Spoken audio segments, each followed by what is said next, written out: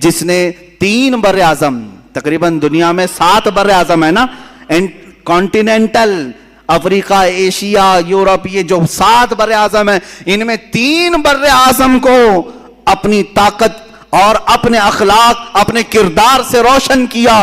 اس Ertugrul Ghazi کو بھی ہم نے تاریخ میں دیکھا ہے. سلطان ارطغرل غازی رحمہ اللہ، ان کے جانشین سلطان عثمان غازی رحمہ اللہ، ان کی اولاد میں سلطان محمد فاتح رحمہ اللہ، ان کی اولاد میں سلطان عبدالحمید ثانی کو بھی ہم نے دیکھا ہے. ان کی مثالیں تم نہیں لا سکو گے. 3 بر اعظموں پر انہوں نے اسلامی عدل و مساوات کا درس قائم کیا ہے. اور ایسے نہیں ہیں کہ وائٹ ہاؤس میں بیٹھ کر کے سازشیں رچ رہے ہوں، بلکہ میرے عزیزو، اللہ نے ان کو 3 بر اعظموں کی حکومتیں دی تھی. اس کے باوجود بھی رات کے وقت تنہائی میں جبہ پہن کر کے کسی روٹی بیچنے والے کی دکان میں کھڑے ہو جاتے اور 2 روٹیاں خرید کر لا کر اپنے گھر میں کھایا کرتے تھے. یہ بادشاہان اسلام بھی تھے، مجاہدین اسلام بھی تھے. اس فاتح قسطنطنیہ جس کی بشارت میرے آقا نے حدیث پاک میں دی ہے کہ قسطنطنیہ فتح کرنے والا وہ پہلا لشکر بغیر حساب و کتاب کے جنت میں جائے گا. وہ کون تھا؟ وہ سلطان محمد فاتح ہے جو ارطغرل غازی کی اولاد میں سے تھے. انہوں نے قسطنطنیہ کو فتح کیا. قسطنطنیہ اسی استنبول کو کہتے ہیں جہاں تاریخی ان کی بہت ساری چیزیں موجود تھی، کئی 100 سالوں سے موجود تھی. وہاں سے انہوں نے فتح کیا. ابھی آپ نے سنا ہوگا 1 سال پہلے مسجد آیا صوفیہ کا ایک بڑا مسئلہ چلا تھا. بہت لوگوں کے پیٹ میں درد ہو رہا تھا کہ رجب طیب اردگان نے اس کو مسجد میں تبدیل کر دیا، وہ میوزیم تھی. یہ تاریخ چھپا رہے ہیں، کوئی میوزیم نہیں تھی. یہ سلطان محمد فاتح کی فتح کی ہوئی مسجد تھی. انہوں نے خریدا تھا. چرچ تھی، سیدھے صاف کیوں نہیں بولتے؟ میوزیم تھی؟ میوزیم نہیں ہے، چرچ تھی. اور جب فتح یابی سلطان محمد فاتح کو ہوئی، سارے لوگوں نے دست بستہ کھڑے ہو کر کے وہ سب سپرد کیا تھا، چابیاں دی تھی. اس کی تحریر موجود ہے، دستاویزات موجود ہے. یہ تو ظالم خبیث عیاش مصطفیٰ کمال بادشاہ جو یہودیوں کی اولاد میں سے تھا، یہ سلطنت عثمانیہ کے ختم ہونے کے بعد جو یہودیوں کی طرف سے نافذ کیا ہوا کمال بادشاہ تھا، اس نے اس مسجد کو میوزیم میں تبدیل کر دیا تھا سن 1935 سے لے کر اب تک. ہاں یہ اور بات ہے کہ چاہے تم اپنے طاقت اور نشے میں کسی مسجد کو بدل بھی دو، انشاءاللہ رب تعالی وقت آئے گا پھر کسی نائب صلاح الدین کو ضرور پیدا کرے گا. ہاں اگر آج ترکی میں کوئی جوان شیر پیدا ہے، اس نے اگر مسجد میں تبدیل کیا ہے تو اللہ تعالیٰ کی طرف سے دیا ہوا اس کو یہ انعام ہے. اور ہم بھی انتظار کریں گے انشاءاللہ العزیز. جن مسجدوں کو تم نے آج ہڑپ لیا ہے اور یہاں غیر قانونی طریقے سے عمارتیں بنا کر کے اپنے بھگوا جھنڈے لہرانے کی کوششیں کرتے ہو، 100 سال گزر جائیں، 200 سال گزر جائیں، ہم نا امید نہیں ہیں. ایک دن وہ آئے گا جب وہاں کی دیواروں سے بھی صدائے اللہ اکبر گونجے گی. اللہ اکبر کی صدا ضرور گونجے گی. اس لیے کہ ہم کسی کی ہڑپی ہوئی چیز کو مسجد نہیں بناتے، کسی کی زور زبردستی لی ہوئی چیز کو مسجد نہیں بناتے، بلکہ خوشی خوشی اگر کوئی لا کر دے رہا ہے تب بھی رسول پاک نے قیمت دے کر کے مسجد نبوی بنائی ہے. یہ تاریخ اسلام ہے. بہرحال مجاہدین کا کردار تھا.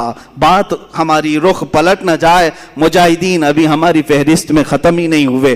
ہم نے صلاح الدین کو یاد کیا ہے، ہم نے سلطان ارطغرل غازی کو، عثمان غازی کو، عبدالحمید ثانی کو یاد کیا.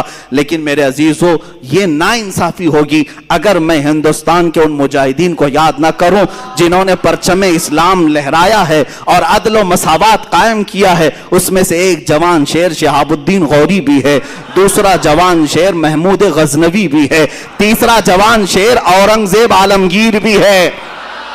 یہ تینوں جملے جو میں نے کہا یہ پیٹ میں سیدھے گڑتے ہیں، آنکھوں میں سیدھے چبھتے ہیں، اس لیے کہ یہ نام جلدی کوئی سننا نہیں چاہتا.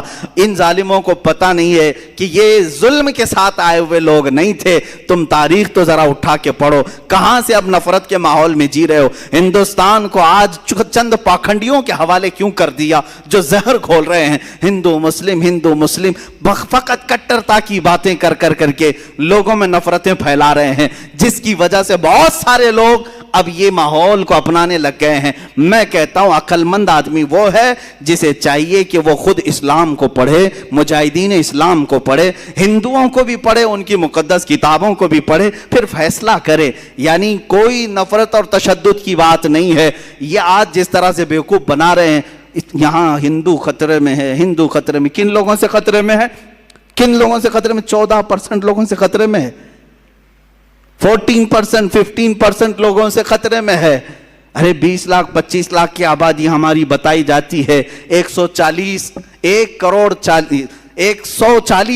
کی آبادی میں, 140 کروڑ کی آبادی میں 20 لاکھ 25 لاکھ لوگ, باقی 100 کروڑ لوگوں کے لیے خطرہ ہے.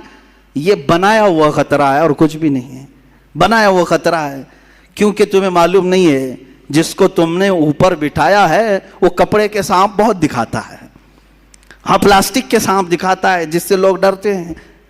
پکڑ لو تم, پتہ نہیں چلے گا, کوئی سانپ کاٹنے والا نہیں. یہ جتنی اپنے منہ سے پھینکتا ہے وہ سب کپڑے کے سانپ ہیں. یا پھر یہ لوگ آج جو ڈرا رہے ہیں خطرہ ہے خطرہ ہے, میں ان ہندوؤں سے بھی کہوں گا جو سیکولر دماغ رکھتے ہیں, ان کی باتوں میں آ کر خواہ مخواہ بیوقوف نہ بنو. مسلمان یہاں پر کتنے 100 سالوں سے ہے, 700 سال تک جب یہاں اسلامی حکومت رہی تب ہندو خطرے میں نہیں تھے, تب مندریں سلامت رہی. کچھ ہوا مندروں کو؟ 1000 سال پرانی مندر آج بھی ہندوستان میں ہیں کہ نہیں ہیں؟ تاریخ جا کر کے پوچھ لو, ان سے ہی سب مندریں موجود ہیں. جب خطرہ نہیں ہوا 700 سال حکومت میں رہنے کے بعد, اب چلو آزادی کے بعد 70 سال اور بھی گزر گئے, اس وقت بھی خطرہ نہیں تھا. یہ 2014 سے خطرہ بہت بڑھ گیا. کیوں؟ بیوقوف بنا رہے ہیں. ان لوگوں سے خطرہ بڑھ گیا. ارے وہ بھی کن لوگوں سے خطرہ بڑھا؟ جن کا تم نے مال بھی ختم کیا, ان کی کوئی معاشی حالت صحیح نہیں ہے, ان کی ایجوکیشن میں کوئی نمائندگی نہیں ہے. یہ ہماری جماعت جس کا رونا ہم خود رو رہے ہیں.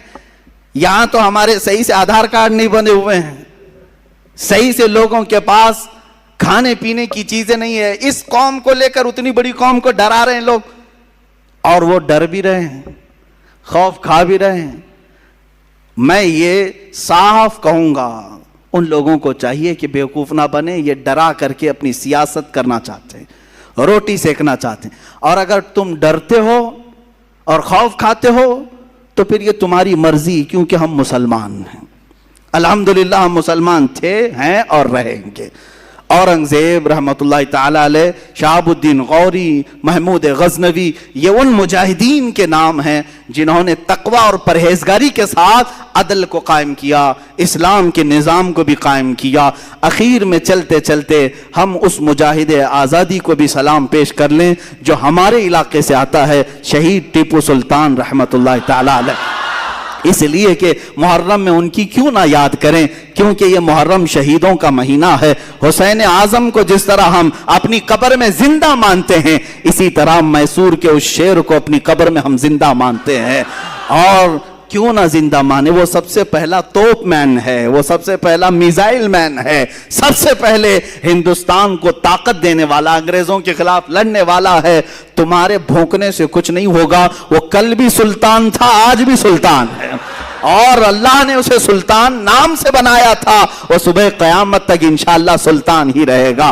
اللہ تعالیٰ ان کے اقبال بلند فرمائے, ان کے جانشین ہماری قوم میں پیدا فرمائے. مولا ہم سب کو مجاہدین کی وراثت عطا فرمائے.